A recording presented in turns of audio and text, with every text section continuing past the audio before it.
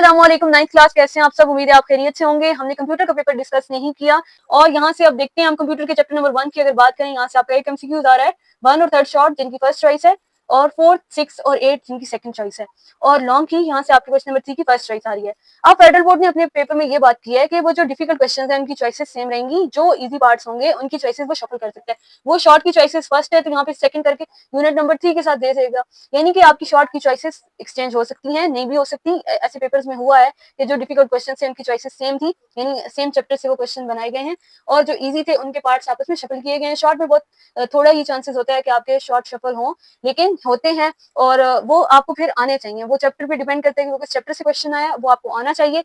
और लॉन्ग की वो 1 या 2 क्वेश्चन आपके चेंज कर सकता है। यहाँ से अब आपके 6 चैप्टर हैं, 6 चैप्टर से ही आपका लॉन्ग एक वो उठा रहा है। अब वो मॉर्निंग का पेपर भी ले रहा है, इवनिंग का भी ले रहा है, तो डिपेंड करता है एग्जामिनर पे कि वो इंपॉर्टेंट क्वेश्चन देता है या अनइम्पोर्टेंट देता है या मॉडल पेपर से रिपीट करता है।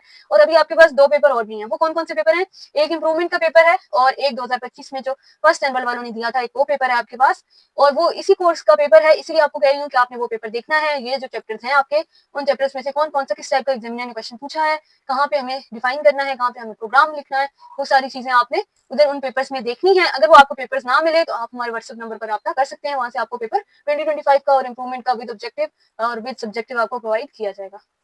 अब हम चैप्टर नंबर 2 की अगर बात करें तो यहाँ से आपका आया है क्वेश्चन नंबर 1 का 10 और 12 एमसीक्यूज और क्वेश्चन नंबर 2 शॉर्ट की बात करें तो सेकंड और 9th की फर्स्ट चॉइस, फर्स्ट की सेकंड चॉइस और क्वेश्चन नंबर 4 की फर्स्ट चॉइस। यूनिट नंबर 3 पे आए तो यहाँ से आपके 3 एमसीक्यूज, फर्स्ट, थर्ड और 6 और क्वेश्चन नंबर 2 6 और 8 की first choice and then second और 7 की सेकंड चॉइस और क्वेश्चन नंबर 4 की सेकंड चॉइस।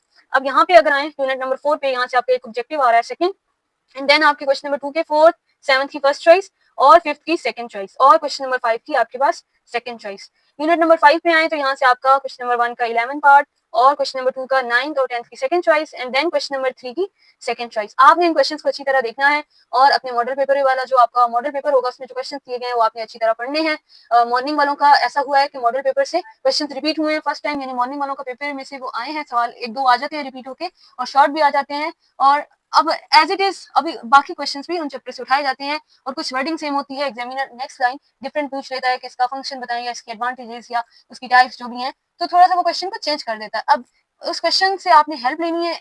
एग्जामिनर का हरगिज ये होता नहीं है कि वो सेम वैसा ही क्वेश्चन उठाए, उसकी वो डिफरेंट क्वेश्चन पूछेगा, ठीक है। आपसे वो एक ही, यानी कि वो मॉडल पेपर पूरा तो रिपीट नहीं करेगा, इतनी तो आप सेंस रखते ही हैं।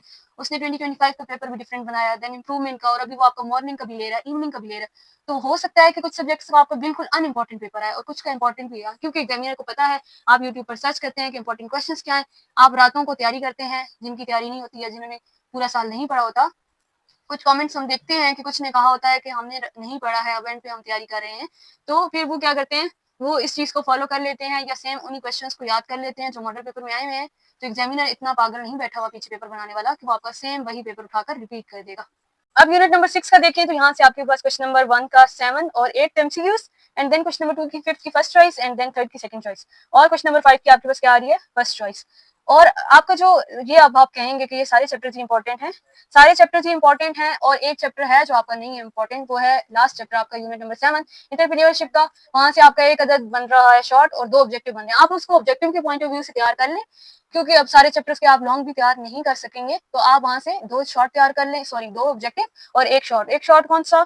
10th की फर्स्ट चॉइस नहीं है कहीं पे भी, तो आप 10th की फर्स्ट चॉइस उस चैप्टर से आ रही है, तो अगर आप ये सारे चैप्टर्स भी अच्छी तरह तैयार करेंगे तो अगर इंटरप्रेन्योरशिप से कोई क्वेश्चन आ भी जाता है तो इधर आपके पास चॉइस होगी।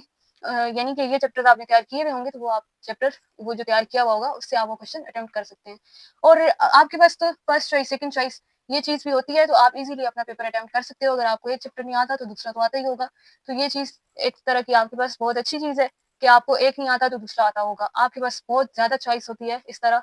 अगर आपके 10 क्वेश्चन हैं तो यानी कि आपके पास 20 क्वेश्चन आते हैं। एग्जामिनर के लिए प्रॉब्लम है कि वो आपके लिए 2-2 तरह के सवाल उठाता है और एक चैप्टर से बहुत सारे सवाल उठाता है। समटाइम्स एक चैप्टर से 2 लॉन्ग भी उठा लेता है। तो ये सारा एग्जामिनर के ऊपर भी डिपेंड करता है कि वो किस टाइप के क्वेश्चंस पूछेगा और किस चैप्टर से वो कितना पूछेगा, ये भी उसी पे डिपेंड करता है।